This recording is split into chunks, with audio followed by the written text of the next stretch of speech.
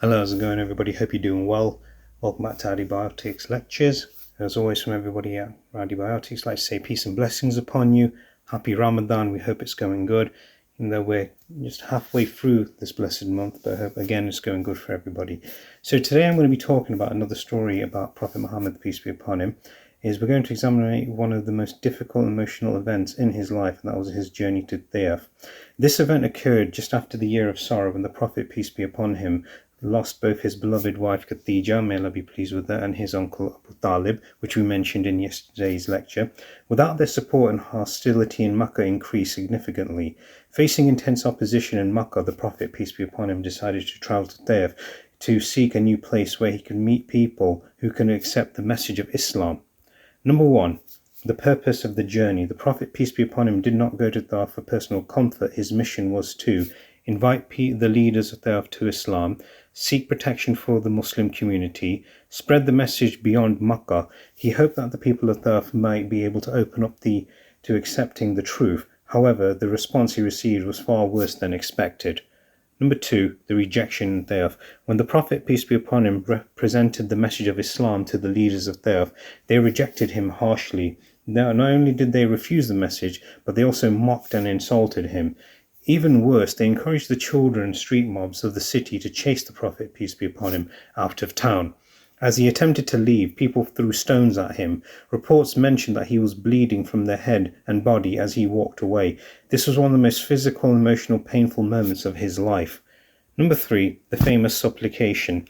After leaving the city, the Prophet, peace be upon him, rested in a garden made of one of the most beautiful du'as recorded in the Seerah. In this supplication, he expressed his weakness and sorrow to Allah, saying that he did not complain about the hardship itself, but only sought Allah's mercy and support. This moment demonstrates the deep humility and resilience on Allah that defined the Prophet, peace be upon him's character. Number 4, the offer of divine hope.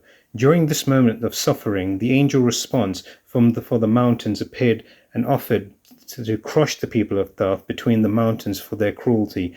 However, the Prophet, peace be upon him, refused. Instead, he said that their descendants might one day worship Allah. This response shows extraordinary mercy of the Prophet, peace be upon him, even those towards who harmed him. Number 5. Lessons from the incident of Taif. This story teaches us several lessons. Number 1, patience during a hardship, even though the greatest prophets face rejection and suffering. Number 2, mercy over revenge. The Prophet, peace be upon him, chose forgiveness instead of punishment. And number 3, although Taif rejected Islam at the moment, later generations from that region would accept the faith. And in conclusion, the journey of Taif represents one of the most lowest points in the Prophet, peace be upon him's life, yet it showed his greatest strength, patience, humility and mercy. Instead of responding with anger or vengeance, he turned to Allah and continued his mission. This moment reminds us that true leadership is defined not yet by ease, but by perseverance through hardship. Now, time for reflective thoughts. Now, when we all get treated like dirt sometimes, yeah, it is common, it happens to all of us, there's no denying that. We always come across people who are so eager to get an emotional response out of us. They want us to stoop to their level, get angry, get like this, get like that. However, when it's always like that, you must never ever stoop to that person's level. No, walk away. It takes a wiser person to walk away from the conflict, and it takes just an attention-seeking individual in order to seek, who just wants to have a confrontation for something that's absolutely of no importance, and that's what it is. And that is the lesson the Prophet, peace be upon him, taught us, that there is no point of getting into conflict, even though he had the greatest forces in the universe and all existent angels say we can crush all these people for you. He goes, no, just leave them to it, leave them alone, do not harm them. One day, if not them, then their family members will understand the true meaning of the message that I'm trying to do. And the message is not to harm them, forgive them and invite them. That's the whole point, and that's where I'm coming from.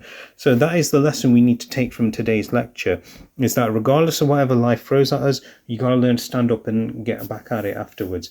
So we hope you liked today's lecture. You all know the drill. Click subscribe, turn on notifications. We will see you in the next lecture as well. As always, from everybody at AddiBiotics, all the best. God bless, and again, happy Ramadan.